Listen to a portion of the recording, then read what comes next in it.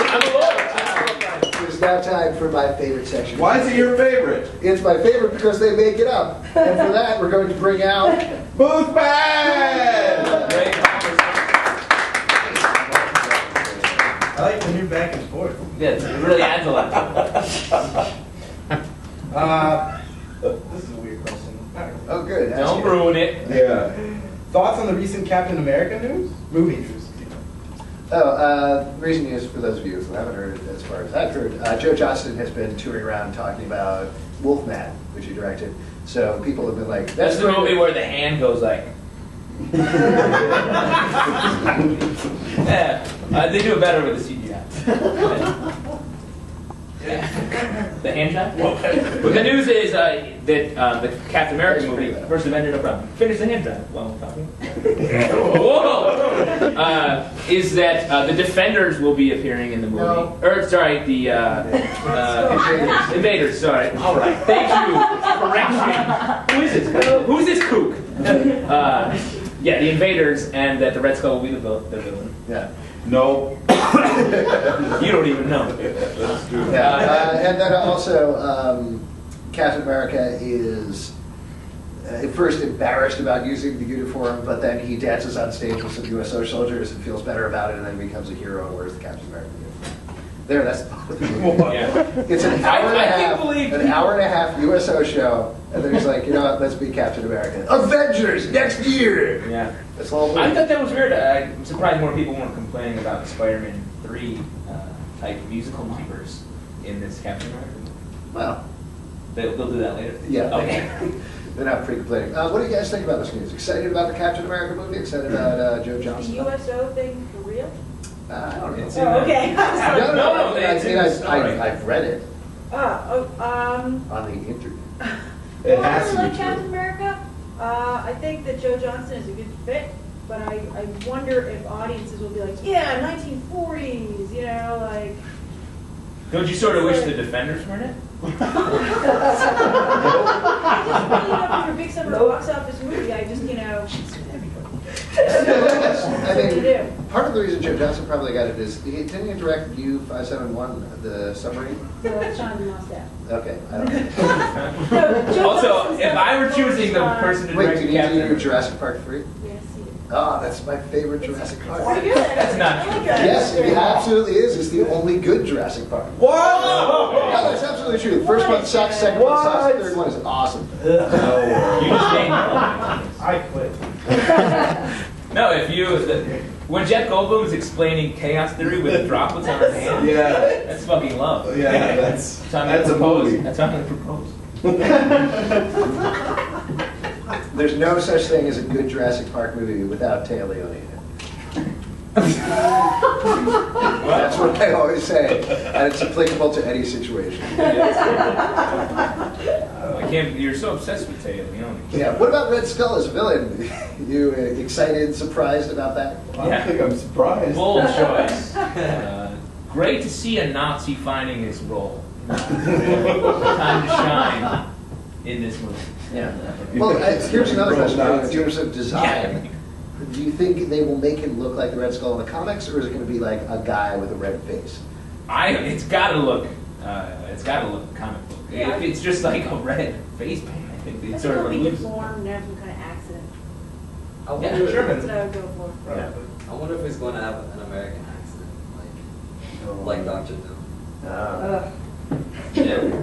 If he was like, I'm the Red Skull. Let's go fight some evil. Great. Peace to bring you some free comics. Let's go to the next Yeah. question. What is it that is keeping comics from being accepted in cinema? Well, they're really nerdy. Yeah.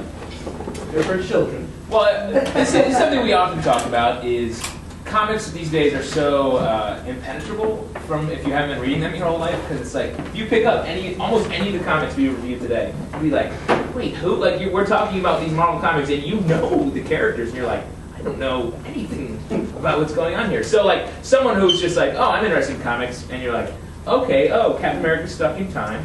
A person was killed by a time bullet. All this, it's like that's so hard to get on board with. I actually have a consultant who's here tonight. who comes in and fills me in like the recent geopolitics of Marvel, and it gets pretty. I get lost, and then I have to study a lot. It's like going to grad school, really to figure out what's going on. Man, that would be. I usually just stick with Thor. Pretty simple. Yeah. You move Asgard to Oklahoma, live somewhere else. It's cool. Well, now they're screwing all that up, so. Yeah. Well, I mean, it's an No interesting, offense.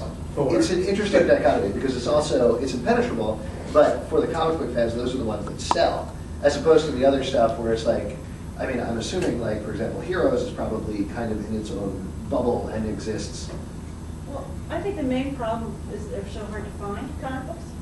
I think that Midtown Comics, that's where I go get comics, is a very nice store, but I think I've been other not very nice comic book stores. I think they had a nice table in front of Borders, and had some crummy rack that everyone's gone through and like touched up. Sorry, yeah.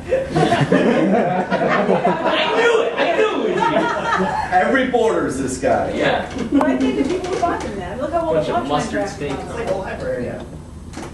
Wait, how much they were talking I about? said, no, I said, look how well the Watchmen graphic novel sold. I mean, Yeah. I think when there's a book that everyone makes an effort to sell, and like the Yeah. bookstores are like, read this, and people are like, okay, we'll read it. But what book would you say, what comic that's currently coming out, would you say to a non-comics fan, like, oh, you should go pick this up? I think Batman's a great jumping on point right now with Dick Grayson as Batman. The Batman and Robin? Yeah, that's a I good don't one. know for the most part that for somebody who's new, I don't think I ever recommend an ongoing series. I'm not like, oh, dude, you got to pick up Superman 687. Now you get to the heart of my question. Oh, What if you had to? But I mean, I'm saying, maybe there isn't one. That's my point. Like, is I there would one? hand them a copy of the New York Times and be like, read this instead. It's more important. That's not really Yeah. That's blasphemy. If there was a series that I said, it's impossible because it would have to be something that's a #1. I wouldn't be like, cool, I love Lock and Key. Pick up Lock and Key Crown of Shadows #3. It's coming out tomorrow. But like when you were a kid, your first comic, that wasn't a #1.